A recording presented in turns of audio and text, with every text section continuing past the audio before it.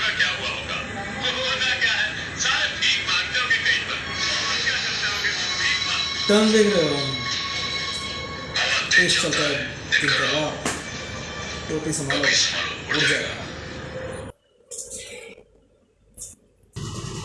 I am going to ask some questions. Are you ready to answer, Mr. Bhushan? Yes, indeed I am. The questions are going to be very tough, so I want you to act very Fire tough. right at me. So I have got to know that you are a cinephile. Is it true? Yes, So what kind of movies do you like to watch? anything and everything under the sun. But you do have a genre. No, there is no genre as such because I like what I like. But please be specific.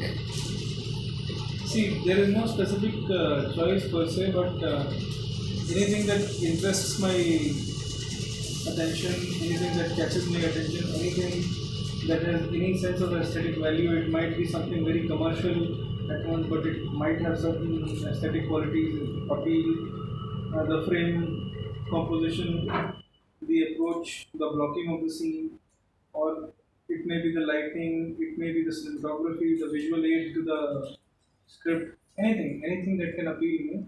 So who is your favorite actor? Who's my favorite actor? Yes. Who do you like to watch most?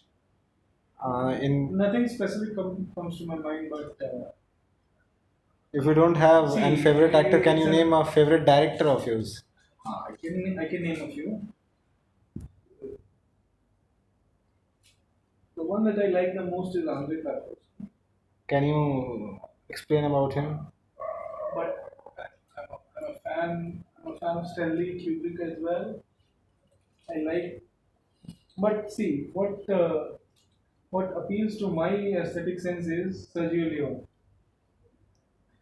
because his kind of cinema is the kind of films that I want to make, the kind of films that I want to be in, and the environment that I cherish. Uh, Extreme close-ups, extreme distant and long shots, alternated equally, a lot of music, but nothing like scores, but important, let's say, soundtracks that very independently delves into the track. Delves into the script of the movie. It becomes an aid to the scene. Tries to build up the pressure, like for the more recent cinema lovers, you might have seen Interstellar, or you might have seen the use of music as Christopher Nolan does, but amplify it to let's say 10 times because his dialogues are dense. There is a lot of intellectual and science stuff that goes into his cinema. But with Sergio, you had a lot of simple things going on. I mean, his frames were simple, compositions very well marked, but at the same time highly technical. You had music that used to drive the whole scene for let's say 8 minutes, 9 minutes, with nothing happening. In fact, for a better part of 5 minutes, you might see a movement of 2 feet, but that 5 minutes will become so important that you will feel a lot has happened. So these kind of films were a kind of deconstruction of the human mind, body, and soul. A lot of things happening at the same time. A small single twitch of the eye, a gentle shake of the hand, or a little twitch of the finger. And when you put that with a very strong soundtrack that accentuates the feel of the music, then you get something very special. can you name one movie in which you have seen the element of dystopia? I have also got to know that you are working on dystopia. So, do you Yes. see the element of dystopia in cinemas? I named Stanley is my favorite director.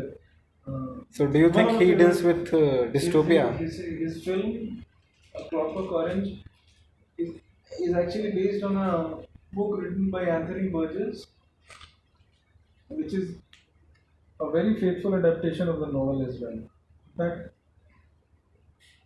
rarely do you see a book being adapted so faithfully and with a sense of complete originality. So what do you look? What do you like most about Martin Scorsese? Do you like him or do you praise Aha, him? he's one of the greats as well. I So mean, which one is your best movie of his? The most likable movie of his, as per you? Do you see, have any idea? Any great work of his? Can you name one? Go ahead and name. the one that I like is based on the life and times of Jesus. What was the name of the movie? Uh, The Last Temptation of Christ. the Last Temptation of Christ, and I like it because of the challenge that he undertook and the kind of faithfulness that he had to show because his family was highly religious, but at the same time he knew that he had to be faithful to the novel and the writer of and the author of the novel, Nikos Kazantzakis. He's a very controversial author, if I may take the liberty of using that word. What So controversies to has he so to done? use so to use a novel about such a charismatic figure and a very historic one as well, in such a way where you stay faithful to the plot and subplots of the book, create independent cinematic visual experience as well, and then give the audience an idea of what you wish to convey. Now, other films of Mr. Scorsese are equally great as well. If you want to really see his visual language, you should see Raging Bull, you should see Taxi Driver. So, Taxi Driver is far more hyped because the work of the actor in that case. Who was the actor? Can you But name? when you see the visual language of the film, it's the language of the film, the way the story progresses and the way he tries to capture the isolation of the character